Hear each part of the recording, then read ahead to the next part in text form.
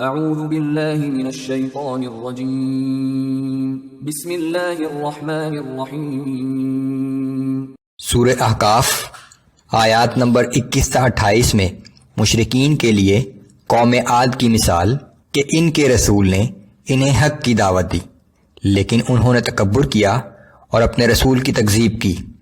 اللہ کے مقابلے میں ان کی طاقت، شان و شوکت اور ذہانت کچھ کام نہ آئی، اور بالآخر اللہ نے انہیں ہلاک کر دیا۔ اعوذ باللہ من الشیطان الرجیم۔ واذکر اخا عاد اذ انذر قومه بالاحقاف وقد خلت النذر من بین یدیہ ومن خلفہ الا تعبدوا الا اللہ۔ اے پیغمبر صلی اللہ علیہ وآلہ وسلم، آپ انہیں عاد کے بھائی ہود علیہ السلام کا قصہ سنائیے جب انہوں نے احقاف میں اپنی قوم کو خبردار کیا تھا، اور ان سے پہلے اور ان کے بعد بھی بہت سے خبردار کرنے والے رسول گزر چکے ہیں۔ سب نے یہی کہا کہ تم اللہ کے سوا کسی اور کی عبادت نہ کرو۔ اخاف علیکم عذاب یوم عظیم۔ بے شک میں تمہارے بارے میں ایک بڑے سخت دن کے عذاب سے ڈرتا ہوں۔ قالوا اجئتنا لتأفکنا عن آلہتنا۔ انہوں نے کہا کہ کیا تم ہمارے پاس اس لیے آئے ہو کہ ہمیں ہمارے معبودوں سے برگشتہ کر دو؟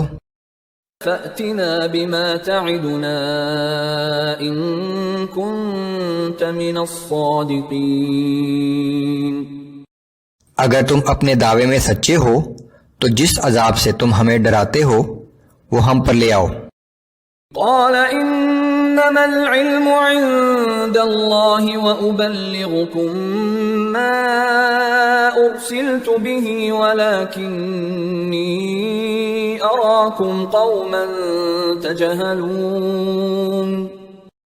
ہود علیہ السلام نے کہا کہ اس عذاب کے وقت کا علم تو صرف اللہ ہی کے پاس ہے، میں تو تمہیں وہ پیغام پہنچا رہا ہوں جو مجھے دے کر بھیجا گیا ہے، لیکن میں دیکھ رہا ہوں کہ تم لوگ بالکل نادانی اور بے علمی کی باتیں کر رہے ہو۔ فلما رأوه عارضا مستقبل أوديتهم قالوا هذا عارض ممطرنا۔ پھر جب انہوں نے اس عذاب کو ایک بادل کی شکل میں اپنی وادیوں کی طرف آتے دیکھا تو بولے کہ یہ بادل ہے جو ہم پر برسنے والا ہے۔ بل هو ما استعجلتم به ريح فيها عذاب أليم۔ نہیں، بلکہ یہ وہی عذاب ہے جس کے لیے تم جلدی مچا رہے تھے۔ یہ ہوا کا ایک سخت طوفان ہے جس میں دردناک عذاب ہے۔ تدمر كل شيء بأمر ربها فأصبحوا لا يرى إلا مساكنهم۔ یہ اپنے رب کے حکم سے ہر چیز کو تباہ کر ڈالے گی، چنانچہ وہ ایسے ہو گئے کہ ان کے گھروں کے سوا کوئی اور چیز نظر نہیں آتی تھی۔ كذلك نجزي القوم المجرمين۔ ہم مجرموں کو اسی طرح سزا دیا کرتے ہیں۔ وَلَقَدْ مَكَّنَّاهُمْ فِي مَاءٍ مَكَّنَّاكُمْ فِيهِ وَجَعَلْنَا لَهُمْ سَمْعًا وَأَبْصَارًا وَأَفْئِدَةً فَمَا أَغْنَى عَنْهُمْ۔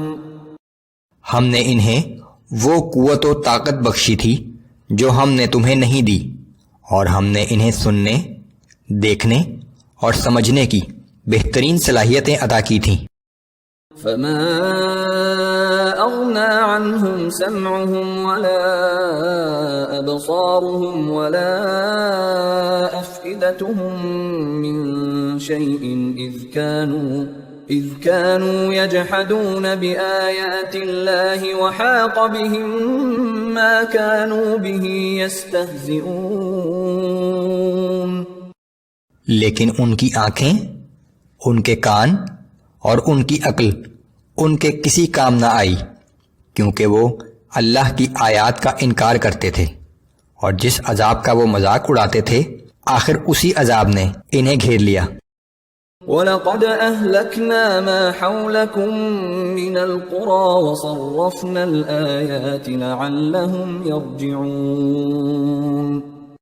حقیقت یہ ہے کہ ہم تمہارے گرد و پیش کے علاقے میں بہت سی بستیوں کو تباہ و برباد کر چکے ہیں، اور ہم نے انہیں مختلف انداز میں اپنی نشانیاں دکھائیں تاکہ وہ کفر سے باز آ کر حق کی طرف لوٹ آئیں۔ فَلَوْلَا نَصَرَهُمُ الَّذِينَ اتَّخَذُوا مِن دُونِ اللَّهِ قُرْبَانًا آلِهَةً، پھر ان ہستیوں نے ان کی کیوں مدد نہ کی جنہیں ان لوگوں نے تقرب الہی حاصل کرنے کا ذریعہ سمجھ کر اللہ کے سوا اپنا معبود بنا رکھا تھا۔ بل ضلوا عنهم وذلك إفكهم وما كانوا يفترون، بلکہ وہ جھوٹے معبود ان سے غائب ہو گئے، اور ان کا یہ غیر اللہ کو معبود بنانا محض بہتان اور افترا پردازی کا نتیجہ تھا۔